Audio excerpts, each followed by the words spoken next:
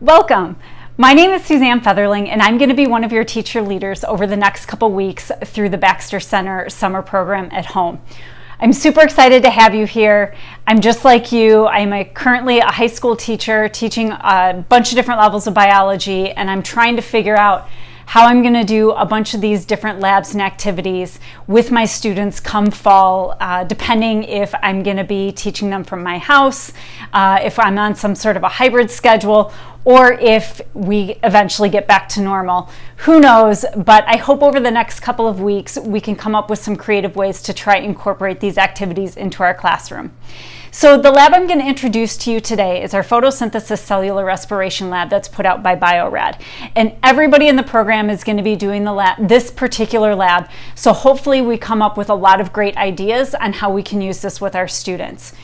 I think that this is a great lab because it's a lab that you can really ramp up for your older kids or higher level students, and then we can also present it in a much more simplistic manner if we're teaching younger kids or lower level classes. So it can be used in many different ways, and it's also really great for any elective classes that might incorporate ecology or cellular energy, or even some chemistry classes as well. So you should have received a box that looks like this. It is BioRad's Photosynthesis Cellular Respiration Lab.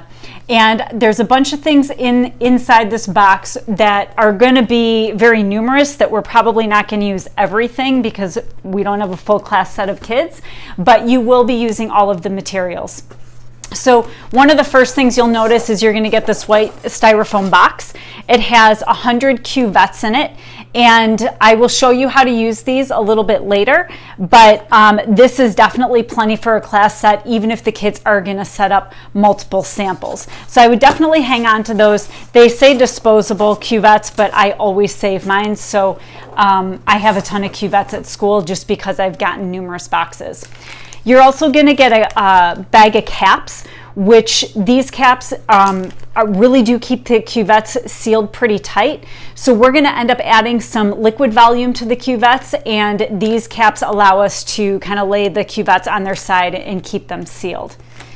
You will also see that we have pH strips where the kids can use this guide here to measure their samples and see how changes in pH occurs depending on the levels of photosynthesis or cellular respiration and how they balance each other out.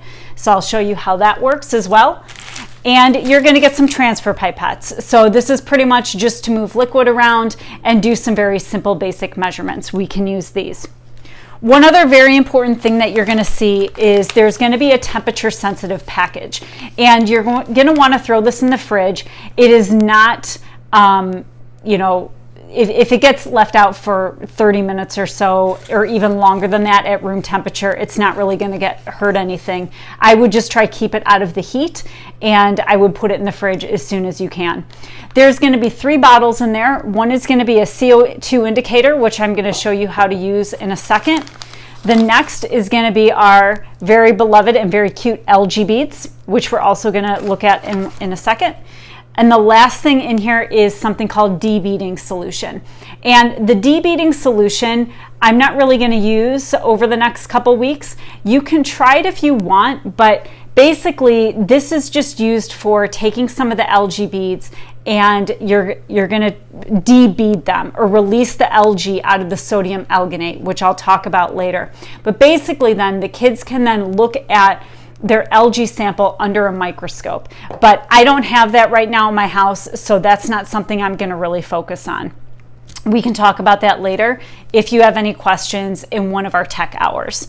So the thing about this lab is a lot of people are a little bit intimidated by setting it up, but really it's a very easy lab to set up.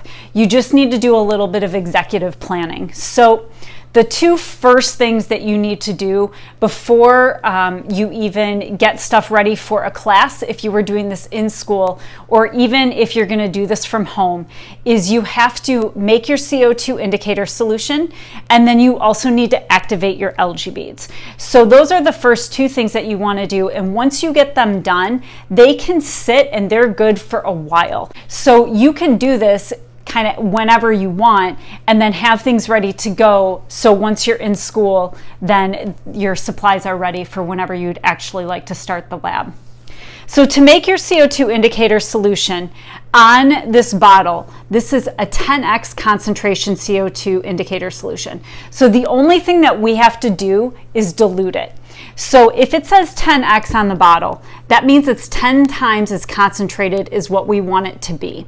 So I already made myself some CO2 indicator solution, but all I did here was I took 10 milliliters of this 10x concentration CO2 indicator solution, and I added it to 90 milliliters of spring water. And my spring water, I suggest that maybe you get this. So this is week 1. This would maybe be a good thing to mention. I went to Jewel just right across the street. I got myself a gallon of spring water, and I'm going to use it in a bunch of labs over the course of this month. So again, to make this CO2 indicator solution, I used 10 milliliters of this 10x concentrate and 90 milliliters of spring water. Then I just put aluminum foil on it, not necessarily tight, just kind of covered it, and I set it off to the side. This CO2 indicator solution needs to sit for at least 24 hours before you use it. So once that's done, just keep it at room temperature. I left it out on this little table that I'm working at right here. And that's all you have to do for the CO2 indicator solution. The next thing that we're going to do are the algae beads. Now, before you activate the algae beads, you have to have this CO2 indicator solution ready. So that's why I already pre-made this, because this has been already sitting out for about 24 hours. So now I want to activate my algae beads. And when we do this, they are in a storage solution. So all I'm going to do is take this and I'm going to actually dump all of the algae beads, which I'm going to have to look in here in a minute, into a little beaker. So I've got my algae beads, and then I've got the storage solution that's on top of it. These transfer pipettes come in really handy. There's a little flap. You can open them on the bulb end of the pipette, and then we can kind of just scrape out the rest of the algae beads that are still in this light sensitive bottle, which I think I did a pretty good job actually of getting them out. I'm going to squirt a little more solution in there and just try to get as many out as I can. Okay, so to activate our algae beads, the first thing is we want to get them out of this storage solution. So all I'm going to do is decant the storage solution and pour a lot of that off, and then also just take this transfer pipette and pipette off some of this excess storage solution. Now, if you look in the BioRad manual, they kind of have all of these real specifics on how you need to do this. Make it easy on yourself. All I'm going to do now is I'm going to take some spring water. I'll pour some in a little cup here. I'm going to take some spring water, and I'm going to rinse twice. So literally, I'm just going to pour some water over my beads. I'm going to pour this water off.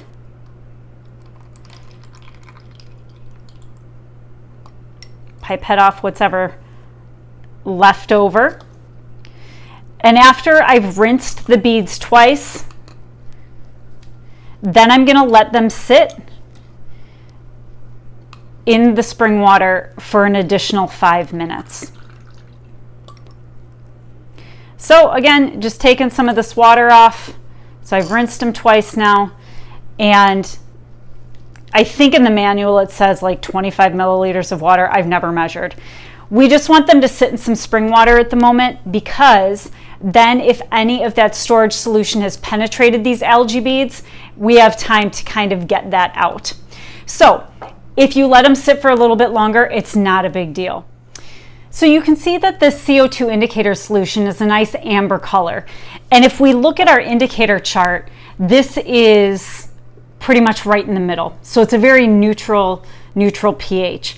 And the reason that we had this sit out for 24 to 48 hours, is because we wanted it to equilibrate with the atmospheric CO2 and get to a nice neutral spot. Now, our algae beads, what we're going to see is that when you activate them, they are going to we're going to put them under light immediately, and they're going to start photosynthesizing. And when that happens, they're going to absorb some of the CO2 that is in this indicator solution to use for photosynthesis. When that happens, then this indicator is going to become much more basic. And I think I have this upside down, but I'll be consistent here. Sorry. So it's going to become more consistent because that CO2 is being consumed, and that means we're reducing the level of carbonic acid in our samples.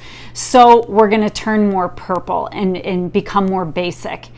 When the beads have been under no light for an extended period of time, the process of cellular respiration is going to take over, and they're going to be releasing CO2 into this indicator solution, which turns into carbonic acid, making this more acidic, and our samples are going to start to turn yellow. So these have now been sitting for about 5 minutes. I'm going to take this water off, and when I do that, we're going to add the CO2 indicator solution. Oops, I think I lost a bead there. So pipetting some of this water off, and then adding our CO2 indicator. Sorry, give me a second.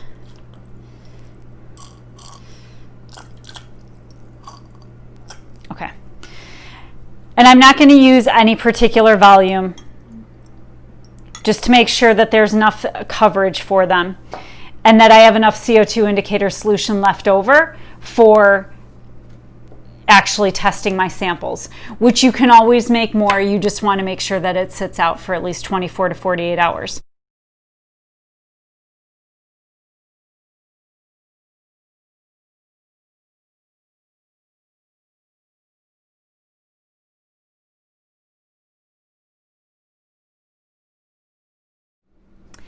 All right, welcome back.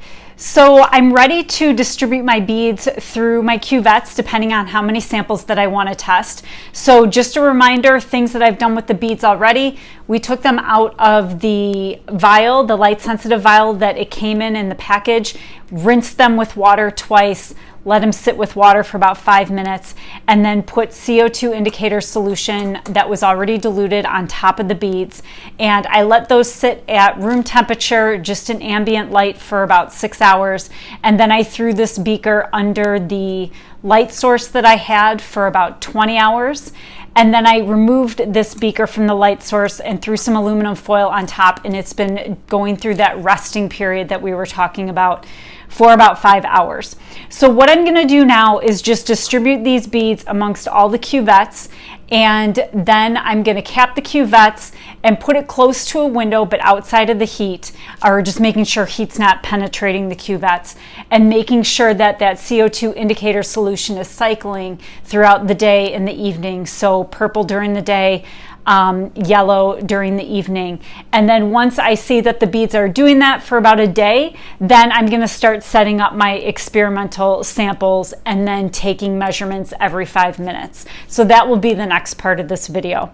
The easiest way to distribute these algae beads is you're going to use 2 transfer pipettes. And so again, you're going to open up the transfer pipette on the bulb side, and there is this skinny little portion on the transfer pipette. I'm going to cut that off, and then I'm going to cut up on the thicker portion of the stem at a diagonal to make myself a little scoop. And once I've done that, this is going to serve as a scoop for my algae beads. And I will say that this part is a little bit tedious. And so if you were doing this with a real class, this might be something, if you have a student that's looking for volunteer hours or something like that, they could do it for you. Or it's something, even if you have a little extra time in class, which I know is unheard of, you could have the students do as well at their lab benches. So I'm just going to open up this one as well, because this one's going to be used to distribute the CO2 indicator solution throughout the cuvettes. But all you're going to do is open this up, and I'm going to, for consistency of a lab experiment setup, I want to put an equal number of beads in all of the cuvettes. So the recommended amount is about 10. So I have a little scoop here. I already got 5 that I was able to easily scoop up. And I'm just going to kind of knock them off into the cuvette. If you have an issue, then the other transfer pipette that I have open can kind of be used to scrape them off the scoop. And right there, I think I have 10 in this cuvette. And so the next thing I'm going to do is the manual recommends putting 1 milliliter of CO2 indicator solution on top. I think I've done a little bit more in the past. I've done 2. It doesn't really matter. But on this transfer pipette, 1 milliliter is pretty much the full length of the stem. So I'm just going to take it out of this beaker and make sure that the algae beads are covered. That's really the biggest issue. I'm probably, from the looks of it, I'm going to add 2 milliliters. And this cuvette is done, so I'm just going to cap it. And what I'll end up doing is just laying this probably on this table that I have here with all my other cuvettes and just moving it a little bit closer to the light to see that they're cycling through. The reason why I chose this many cuvettes, you don't have to do that. I actually am not sure if I even have enough beads to go through all of them. I think I do. The things that I want to test, I'm going to do a cuvette that's pure light. I'm going to do multiple abiotic factors at once. I'm going to do a dark cuvette. I'm going to do 3 that get filters with different quantities of light. So when I actually set that part up in probably tomorrow, I'll show you what filters I'm going to use. I want to do 4 different wavelengths of light. So I have 4 cuvettes that I'm going to wrap in cellophane. And then I have 2 that I'm going to want to test the pH. So one, they're going to get algae beads that are soaked in vinegar, and one's going to get algae beads that are soaked in Windex. And again, I think, like I told you before, this is one that I'm playing around with for the summer. I have tried the other samples in class with my students, but this is something that I want to try. So basically all I'm going to do right now, like I said, is distribute out my algae beads, and then I'm going to push them over to the light and just make sure at least for 24 hours they're cycling in between turning the indicator solution purple during the day and yellow in the morning. And once I do that, I will finish up this video just showing you how I'm setting up all my different abiotic factors.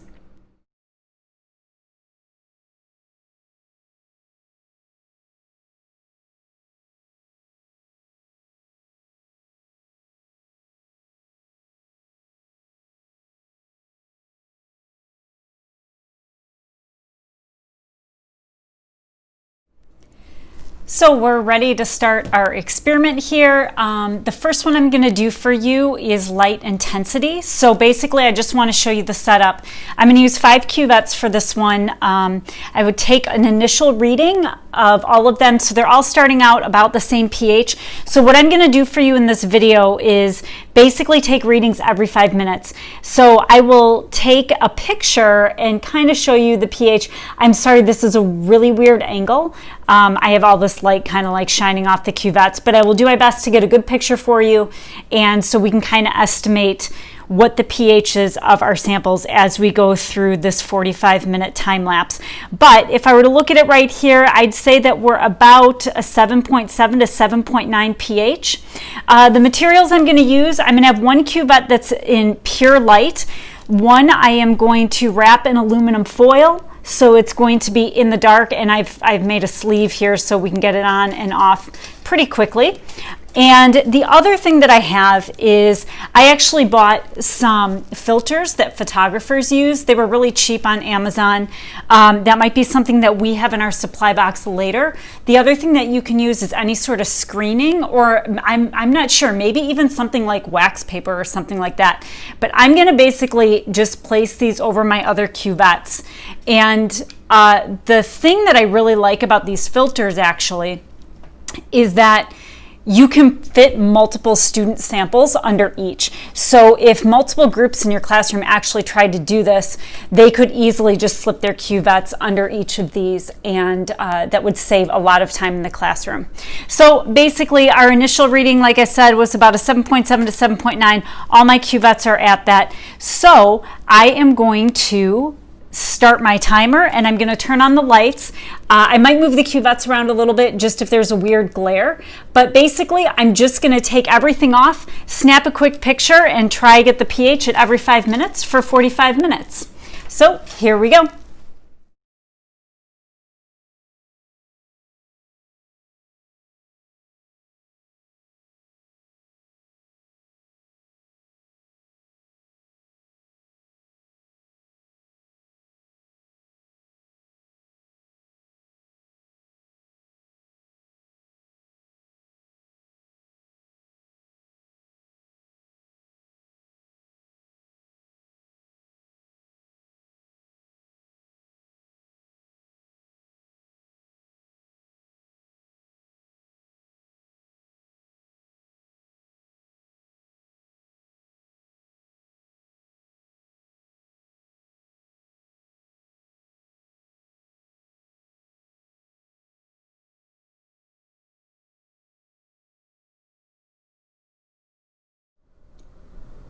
Okay, so the last experiment that I'm going to do today is just test different wavelengths of light. So all I'm going to do is take each cuvette and just wrap it here in this cellophane paper. I'm not going to count how many times I'm rolling it. I just kind of cut them all the same length, thinking that I'll get about the same coverage. I'm sure you could make this more controlled and count it if you want. And I'm going to do the exact same thing that I did with the light quantity and just unroll these every 5 minutes and take recordings. However, I'm not going to bore you with that. I'll just show you the end product, what I got in between all these different colors. So really, once, you can see that once the kids start getting into this and they just understand the idea behind the cuvettes, the world's really kind of their oyster. They can start testing whatever it is that they want with all these different abiotic factors. So if I've got everything rolled up here, I'm still going to have a dark and a light as a control, and I'm going to turn on my light and I'll show you what I end up with at the end of this. All right.